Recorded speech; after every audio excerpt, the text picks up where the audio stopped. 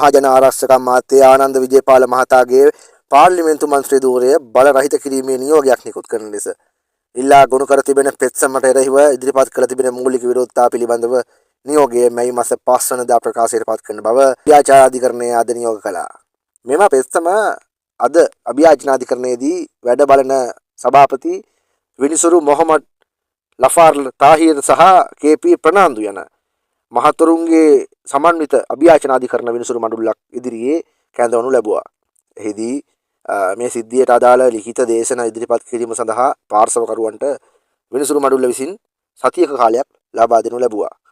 ඒ වගේම මේ ඉන් අනතුරුව මෙම පෙත්සමට මෙම පෙත්සම ඉදිරියට කරගෙන යාමට පවත්වාගෙන යාමට නොහැකි බවට නීතිපතිවරයා ඇතුළු වග උත්තරකරුවන් විසින් මතු කරපු මූලික විරෝධතා පිළිබඳව නියෝගය මැයි 5 වෙනිදා ප්‍රකාශයට පත් කරන්න බවත් විනිසුරු මඩුල්ල දින නියම කළා තියෙනවා. ශ්‍රී ලංකා පොදු ජන පෙරමුණේ පාලක ලේකම් රේණුක පෙරේරා විසින් මෙම පෙත්සම ඉදිරිපත් කළා. පෙත්සම්කරු කියා සිටින්නේ මහජන ආරක්ෂක අමාත්‍ය ආනන්ද විජේපාල මහතා පාර්ලිමේන්තු මන්ත්‍රීවරයෙකු වශයෙන් කටයුතු කරමින් ජනාධිපතිවරයාගේ කාර්ය මණ්ඩල ප්‍රධානියා වශයෙන් කටයුතු කරන බවට තොරතුරු අනාවරණ වී ඇති බවයි. ජනාධිපති කාර්ය මණ්ඩල ප්‍රධානියා යනු රාජ්‍ය තනතුරක් යයි පෙන්වා දෙන පෙත්සම්කරු පාර්ලිමේන්තු මන්ත්‍රී ධූරය දරමින් එවැනි තනතුරක් රාජ්‍ය තනතුරක් දැරීමට ආණ්ඩුක්‍රම ව්‍යවස්ථාවට අනුව ආණ්ඩුක්‍රම ව්‍යවස්ථාව යටතේ පාර්ලිමේන්තු මන්ත්‍රී ධූරය දැරීමට නුසුදුසුකමක් වෙනවා කියලා තමයි පෙත්සම්කරු චෝදනා කරන්නේ.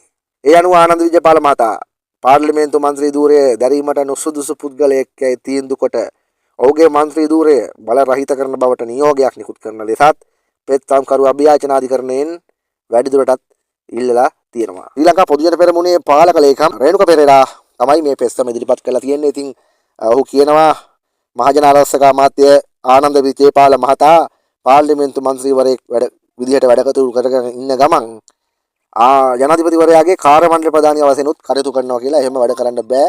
ඒක රාජ්‍ය පත්වීමක්. එහෙම දෙයක් එහෙම වැටුප් ලැබමින් එහෙම දෙයක් කරන ගමන් එයාට පාර්ලිමේන්තු මන්ත්‍රී ධූරයේ ඉන්න අයිතියක් හැකියාවක් නැහැ කියන එක තමයි ඔහු පෙන්වලා දෙන්නේ. ඉතින් අභියාචනාධිකරණයට දාලා තිනවා කොහොම හරි ඒකෙන් කියලා තියෙනවා පරීක්ෂණ පවත්වලා මැයි මාසේ 5 වෙනිදා ඒකට අදාළව තීන්දුව තීරණය ලබා දෙන්න කටයුතු කරන්න කියලා.